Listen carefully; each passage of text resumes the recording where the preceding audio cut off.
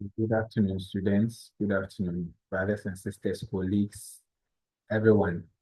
The purpose of this channel is to simplify most of the content that we learn in school as nursing training students, even at the degree and the diploma level.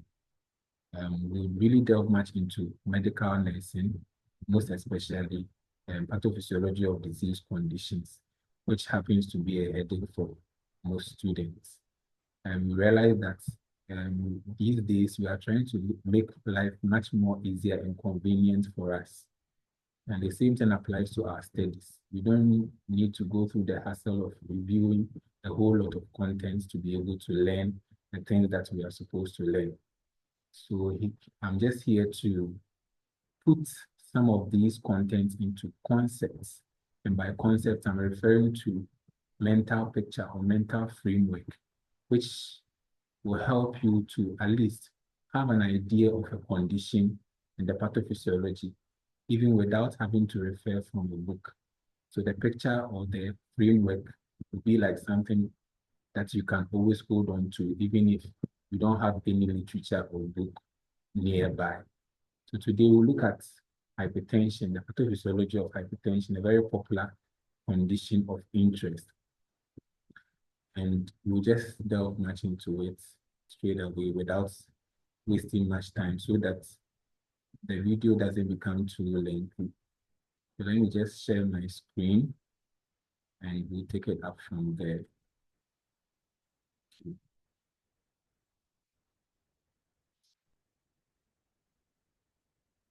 So the pathophysiology of hypertension can simply be related to this concept. And I believe you might have come across it from your previous knowledge in anatomy. Or even if this is your first time, don't worry, we are going to break it down for easy understanding. So we all know that in hypertension, we realize that the blood pressure has become elevated. Of course, in terms of specific definition of hypertension, we don't just conclude that somebody has hypertension only when the blood pressure is elevated. It has to be elevated for some time, and also there should be about 3 consecutive readings before you can conclude. But we are looking at hypertension in simple terms here as an elevated blood pressure, not necessarily as a condition on its own. Good. So our interest is on the blood pressure. And as you can see, this is a mathematical relation. Blood pressure is equal to cardiac output times peripheral resistance. And I believe you might have come across this before. I know most people hate math. Most people despise math a lot. So the moment they are learning about anything and it's in relation to mathematics, they begin to give up. Don't give up. We are not going to do any calculations here. This is just to tell you that anytime you have a relation like this, it means there is what we call a direct proportion or direct relation, which simply means that the parameters on one side of the equal sign is directly related to the ones on the other side of the equal sign. So speaking in specific terms, we are trying to say that blood pressure is directly related to cardiac output and peripheral resistance. What does this mean? This means that if any of these, either cardiac output or peripheral resistance, increases, automatically the blood pressure will also increase. If cardiac output increases, the blood pressure will increase. In the same vein, if peripheral resistance increases, the blood pressure will as well increase. The same applies to the opposite side. If the cardiac output decreases, the blood pressure is going to decrease. And if peripheral resistance decreases, the blood pressure will decrease. So having this in mind, what exactly are we talking about in terms of cardiac output and peripheral resistance? Once we understand this, then it means we can easily relate to this equation. Now we understand that anything that affects cardiac output can as well affect the blood pressure. The same thing applies to the peripheral resistance because they have a direct relation with the blood pressure. So let's look at cardiac output. What do we mean by cardiac output? It's coming from the word cardiac and output. Cardiac means the heart. Output means something coming out of it. So cardiac output simply means blood coming out of the heart. In fact, in literature, cardiac output is defined as the amount of blood that is pumped out of the heart in 1 minute. So if the heart pumps for 1 minute, that is 60 seconds. The amount of blood that comes out of the heart within that 1 minute is what we call the cardiac output. But since we don't want to make things too scientific for ourselves, we just consider cardiac output as the amount of blood in the blood vessels. In simple terms, blood volume, because of course, it is the blood that is pumped out of the heart that flows through the vessels. So the amount of blood in the blood vessels becomes our cardiac output or blood volume. So let's consider these two pipelines. Assuming this is your blood vessel, you have two pipelines. You can label this as A and you can label this as B. You can see that the water coming out of the pipeline A is small, or it is less as compared to the water coming out of the pipeline B. So what does this mean? It means that in the pipeline A, there is less blood volume, but in the pipeline B, there is more volume. So if we are to relate this to cardiac output, we can simply say that in pipeline A, the cardiac output is less because the water is less, the volume is less. But in the B, the cardiac output is more because there is more water, there is more volume. That is as simple as that. So anytime you are looking at cardiac output, look at the volume of the blood or the amount of water in the blood. If there is too much water, cardiac output is high. If there is less water, cardiac output is low. As simple as that. So A has a low cardiac output, whilst B has more. With this in mind, let's look at peripheral resistance as well. So when we are talking about peripheral resistance, peripheral means at the peripheries, away from the center. Peripheral means away from the center. Resistance, we all know resistance as an English word. Resistance, if something is resistant, it means that thing is preventing you from doing something or blocking you from doing something. So peripheral resistance, or sometimes you say it as vascular resistance. Vascular resistance simply means a resistance or yes, a resistance to the flow of blood through the vessels. Yes, in simple terms, good. You can easily relate peripheral resistance in our daily life. You can relate it to the dresses that we wear. Let's consider a lady wearing a skirt. If a lady is wearing a very tight skirt, you can see that it will affect the way the lady is able to walk or move. In the same way, if the lady is wearing a very loose skirt, it also affects how the lady moves. You see that when the skirt is too tight, the lady finds it difficult to walk very well. Why? Because the tight skirt is resisting the lady's ability to walk or to move.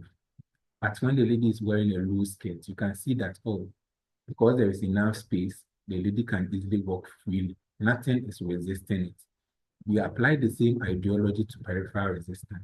And in this case, we are referring to the space within the blood vessels. Whenever the blood vessels are small or they constrict, what we call vasoconstriction, in this diagram B, for example, you see that the space in the blood vessel has become smaller. So it's acting like the tight skirt. When the space becomes smaller, it means blood flowing through the vessels will meet resistance. They will find it difficult to flow freely through the vessels. But when the vessel is open, what we call vasodilatation, when the vessels are open like this, as we have in A, you can see that there is enough space so the blood can flow freely without meeting resistance. So in the case of resistance, we always say that the smaller the space in the blood vessels, the higher the resistance. Then the larger the space in the blood vessels, the lesser the resistance. That is basically it about peripheral resistance. So we can say that A has a low peripheral resistance, but B has a high peripheral resistance. So with this in mind, let's go back to our relation. Now we know that if cardiac output increases, blood pressure will increase. Or if peripheral resistance increases, blood pressure will increase, and vice versa. So if we are to recall, for example, the causes of hypertension or the risk factors of hypertension, or if we are to pick any of the risk factors of hypertension and see how it can result in high blood pressure. It is very simple. For example, let's pick kidney failure as an example. If a patient has kidney failure, it means that the kidneys are not able to perform their function. What is the main function of the kidneys? The main function of the kidneys is to remove water and waste products from the body in the form of urine. So if the kidneys are not able to do that, what happens? There will be too much water in the blood. And I know by now you are beginning to appreciate what we discussed earlier. Too much water in the blood here means that there will be more water in the blood vessels, and therefore the cardiac output will be more. And you remember the relation. Once the cardiac output becomes more, then automatically the blood pressure will increase. So this is the relationship between hypertension and kidney failure. You see, it's as simple as that. So if you are to mention causes of hypertension, you don't need to you don't need to refer from a book before you can do so. Just look at factors that can increase the cardiac output or factors that can increase the peripheral resistance. Let's look at another example for the peripheral resistance. So for the peripheral resistance, we can talk about smoking, for example. If somebody smokes for a long time, we all know that the smoke contains a substance called nicotine, and this nicotine affects the blood vessels by depleting nitrous oxide. I don't want to be too scientific and detailed to make things simple. So the effect of smoking on the blood vessels is that it makes the blood vessels to become constricted. And once the blood vessels become constricted, you remember we said the smaller the space, the higher the resistance. So it will act like this blood vessel B. And as a result of that, once resistance increases, the BP will also increase. So I'll leave the rest of the risk factors of hypertension for you. You can write it in the comment section. I'm going to mention some of them out. You write it in the comment section how they lead to hypertension. Does it affect the cardiac output or the peripheral resistance? So let's look at age, for example. When the person ages for a long time, when the person becomes more older and older and older, how does that affect the blood vessel, the blood pressure? Is it in relation to cardiac output or peripheral resistance? So you can write it in the comment section to see if you have really followed through the discussion. Yes, like I said, in order not to make the video too lengthy, we'll end it here, and we'll have a part 2 of hypertension where we'll talk about the renin-angiotensin-aldosterone system, which is in the next slide. Then also the pharmacology of drugs used in managing hypertension. And all these things apply to the relation that we have talked about. If we know that the cardiac output has an influence on the blood pressure, whenever a person has high blood pressure, I can just give a drug that will reduce the cardiac output, and therefore the blood pressure will reduce.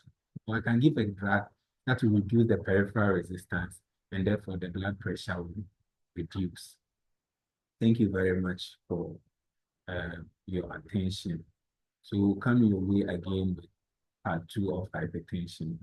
I believe you enjoyed this video. Do well to like and subscribe to the video. Thank you very much.